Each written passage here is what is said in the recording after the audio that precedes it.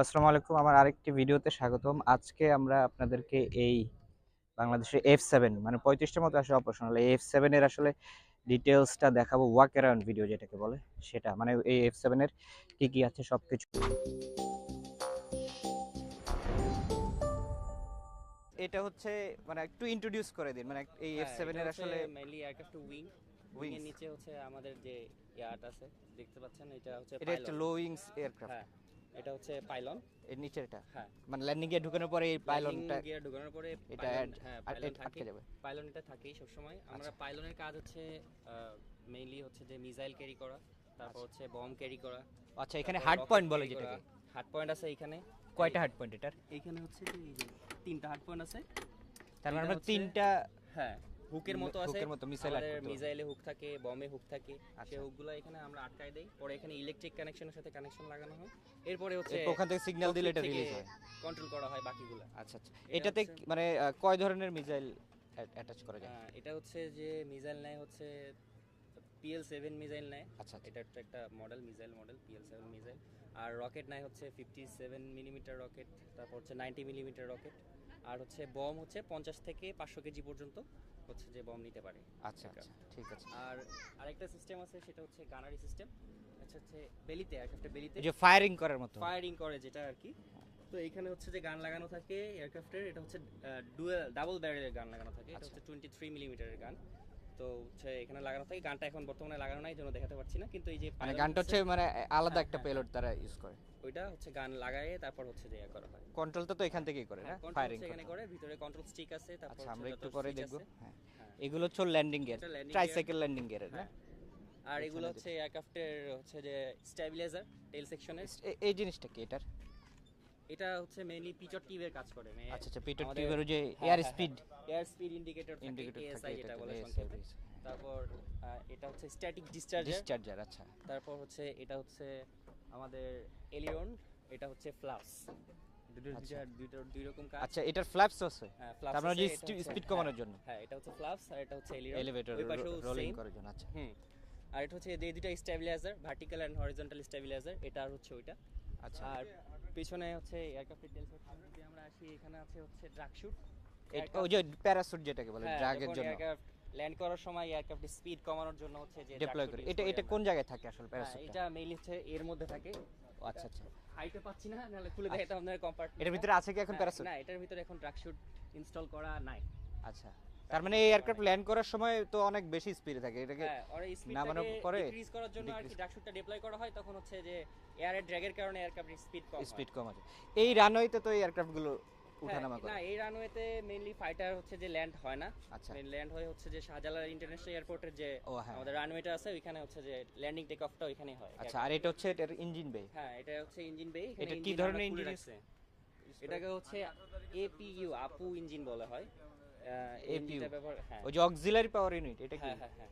এটার মেইন ইঞ্জিনটা কোনটা? এই মেইন ইঞ্জিন বে এটা ইঞ্জিন হচ্ছে ভিতরেই থাকে। ইঞ্জিন আমরা খুলে রাখছি আর কি, এইজন্য আচ্ছা, দেখাতে আচ্ছা। পারছি না। ইঞ্জিন খুলে রাখা হয়েছে, তো এখানে ইঞ্জিন থাকে। এই হচ্ছে অবস্থা। এই পাশেও সেম, মানে সেম একটা স্টেবিলাইজার এই পাশে এবং একটা হ্যাঁ, স্টেবিলাইজার স্টেবিলাইজার এই পাশে। এলিয়ন ফ্লাপস ল্যান্ডিং এলিভেটর না, ওই যে টেক অফ করার জন্য। আচ্ছা। এটা হচ্ছে মেইনলি হচ্ছে সবকিছু।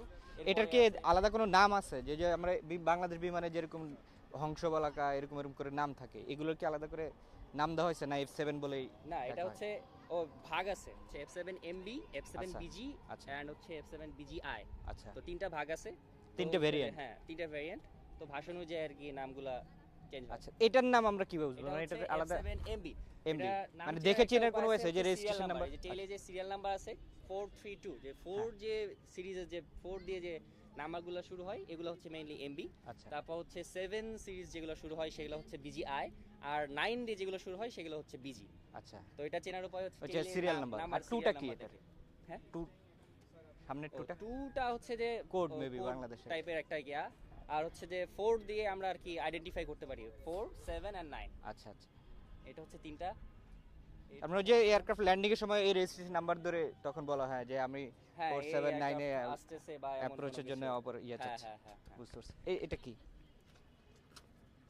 এগুলা মেইনলি হচ্ছে যে এয়ারক্রাফটের উইন্ড কন্ট্রোল করার জন্য আর কি। এটা কি কন্ট্রোল করা যায় না ফিক্স? না, এটা ফিক্স। হ্যাঁ, এটা হচ্ছে যে Fixed। আপনার এয়ারক্রাফটের যে এরোডাইনামিক শেপটা, ওই শেপটা স্টেবল করার জন্য। স্টেবল করার জন্য হচ্ছে এগুলা লাগানো থাকে। এই হচ্ছে অবস্থা।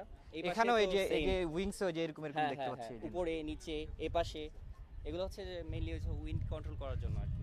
এগুলো ফিক্সড, এগুলো কন্ট্রোল করা যায়। হ্যাঁ বুঝতে পারছি। এটা তো এই যে পিটর টিউব আছে মানে। হ্যাঁ, এটাও সেম। পিটর টিউবের জন্য তো ইয়া থাকার কথা।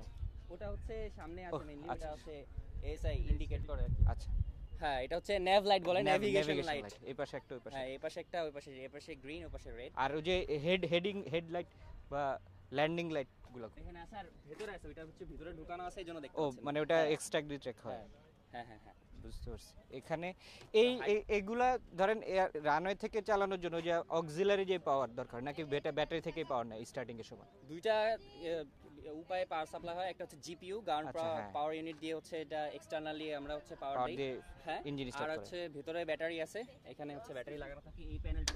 এটা হচ্ছে বেসিক্যালি পিটর টিউব, এখান দিয়ে এয়ার ইনটেক হয় এবং এই দিক দিয়ে এয়ার ইনটেক হয়। এটা হচ্ছে স্ট্যাটিক দিয়ে এটা হচ্ছে ককপিটে চলে যায়।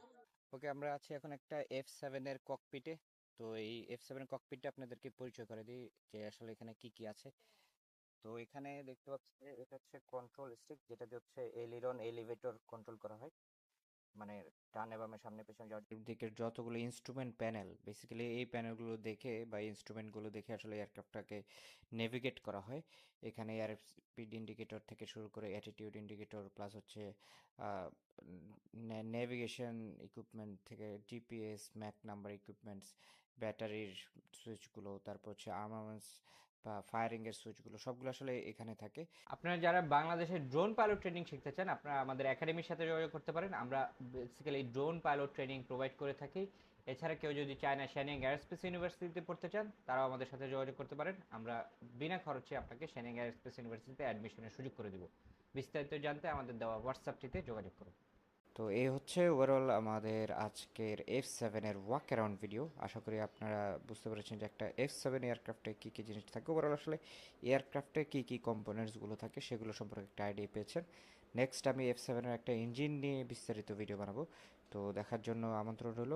আর আপনি চাইলে আমার ফেসবুক এবং ইউটিউব দুটোই ফলো রাখতে পারেন।